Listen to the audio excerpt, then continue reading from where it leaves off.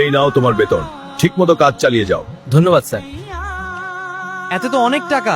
বস নিশ্চয়ই ভুল করে বেশি দিয়েছেন। এই টাকা কি আমি ফিরিয়ে দেব নাকি আমার ক্ষুধার্ত পরিবারের জন্য রেখে দেব?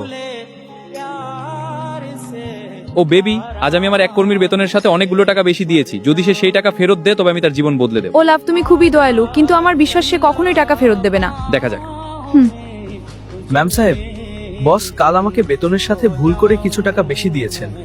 আমি সেটা ফেরত দিতে এসেছি। ওহ, ঠিক আছে, আমি দিয়ে দেব। এই সব টাকা আমার স্বামী কখনোই টের পাবে না, আর শাস্তি পাবে ওই ফকির কর্মী। তুমি ওখানে কার সাথে কথা বলছিলে, আর তুমি এখন এত নার্ভাস কেন? কই না তো, ওখানে একজন বাসার অ্যাড্রেস খুঁজছিল। ওই ফকিরনি, আমার টাকা কোথায়? দ্রুত আমার টাকা ফেরত দে, না হলে তোকে আমি পুলিশে দেব। বিশ্বাস করেন বস, আমি আপনার টাকা ম্যাম সাহেবের কাছে ফেরত দিয়ে গিয়েছি। আপনার বিশ্বাস না হলে বাইরের সিসিটিভি ফুটেজ চেক করে দেখুন।